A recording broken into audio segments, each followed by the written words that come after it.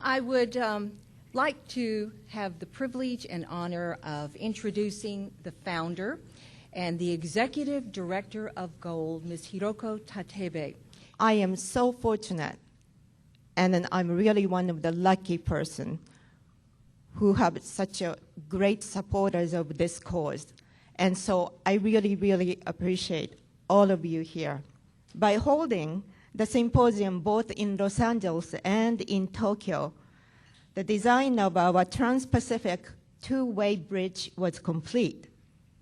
Now, here we are, it's 2010, and now it's time to lay a firm foundation. Today's speakers will offer you the cutting-edge initiatives, insights, and inspiration to prepare you for this level of leadership. My personal goal is that each one of you makes a commitment to get the most out of today and pledges to move forward in laying the foundation for this two-way bridge. Today, let's take this opportunity to network and open up the possibilities of collaborations. Thank you, Hiroko-san. You're in for a real treat now. Roger Crawford is a living example showing that all of us have the capacity to achieve great success despite obstacles. Please help me welcome a recognized champion on and off the tennis court, Roger Crawford. Well, good morning. Thank you so much for that gracious welcome. Good morning to you all. What an honor is to be part of the Gold Symposium today. Part of my presentation, I'm going to talk about optimism. So I thought I would begin this morning with a positive thought. A few of you walked in here today and you thought the room was a little chilly. Here's the good news. When the temperature is this cold in the room, the aging process stops. So we can look at this as a free day. As we talk about workforce diversity, one of the basic tenets is being cognizant of the labels that we place on others. And I was unable to walk until I was 5 years old. You know, I remember this experience very vividly even today. I used to sit outside on my parents' front porch and watch all the neighborhood children play outside. And as I'm sure all of you in this audience can imagine, I so desperately wanted to be like them. I wanted to have normal hands and normal legs. And whenever I would get discouraged, the person that I would turn to was my mother. She is the wisest person I know and gave me some great lessons in diversity. I used to ask her, Mom, why was I born this way? And you know what she used to tell me? Well, honey, it's because you're not a carbon copy, you're an original.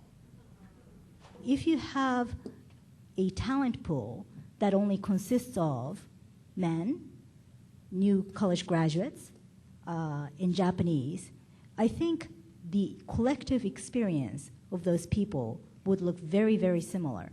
And I think that is fine if you want to stay in the same business model that you have undertaken for the last 150 years. But I think in our case, we felt that that wasn't going to be enough in order for us to stay competitive. We really needed to diversify our workforce. People say that those people with similar experiences, they tend to make similar mistakes.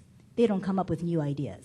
And so in that case, you know, our diversity effort was very much a business strategy. We focus on mindset. Even though we have nice policies in place, you know, it's people or organization to use. So if you do not have enough mindset to focus on, policy is just policy. So one of the things that we did in revamping our strategy is something that I call putting the business back into win. And so now our events are really focused on business issues and events that both men and women would want to come to. Now, men may still decide not to come, but it's also much more inclusive. If we think of the broader term of inclusion, that the Women's Initiative has benefited both men and women. Our next session is entitled East Meets West, Strategy for Leading Workforce Diversity. This is a special program featuring Mr. Masaaki Tanaka, President and CEO of Union Bank. Mr. Tanaka, you know, it's often noted that the East and the West possibly have different management styles. I've worked in Asia representing IBM, and some of the differences I get to notice through the customer calls and internal meetings. But I'd like for you, since you've really spent a significant amount of time in both countries, do you see a difference in the style, the leadership style? Could you give us some examples? Well, difference of management styles between East and West. Let's define East and West. It's Japan and the U.S., okay? Okay.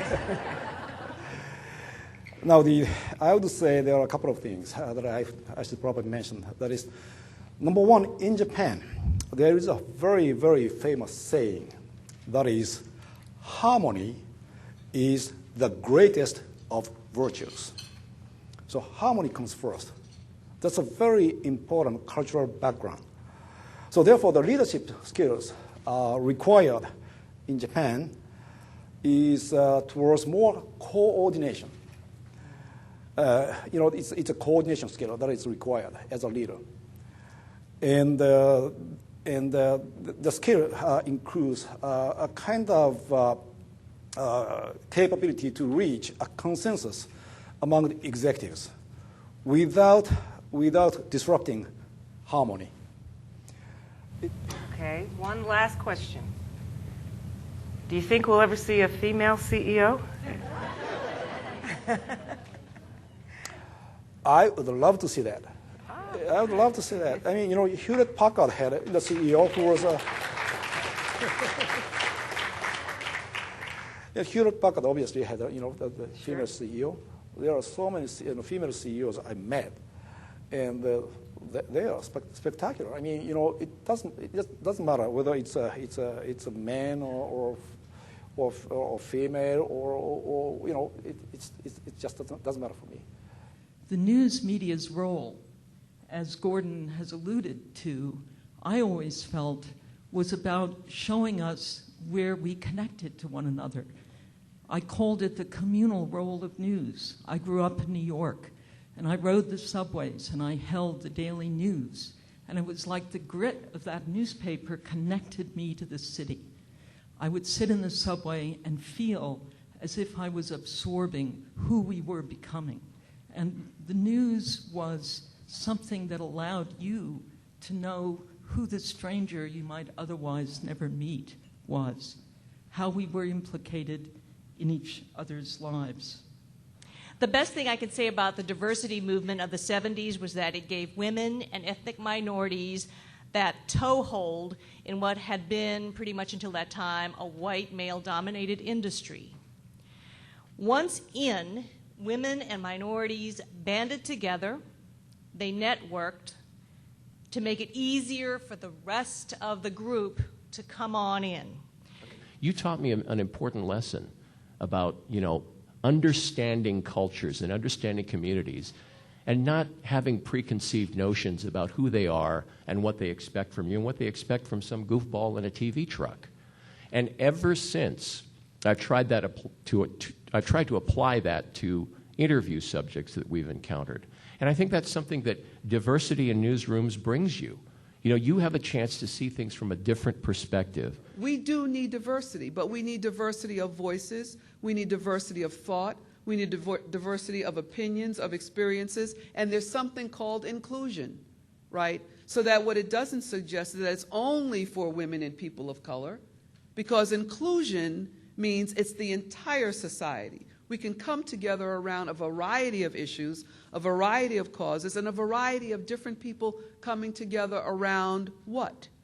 A common sense of purpose. And I'm supposed to be talking about women in diversity, and I kind of think, only because of my whole life, I've only ever been a black woman. I don't know what it's like to be an Asian man or a white man. I don't know. I've only ever been a black woman. So from that perspective, what I will say to you is that as the keepers of the family and the nurturers of the cradle, you bring a perspective that says, I have to protect, I have to grow, I have to develop. Not me, but my progeny, society, children, grandchildren. That's the important thing. And so diversity gives voice to all of that. And when we come from other places and bring our voices together, it's very, very powerful.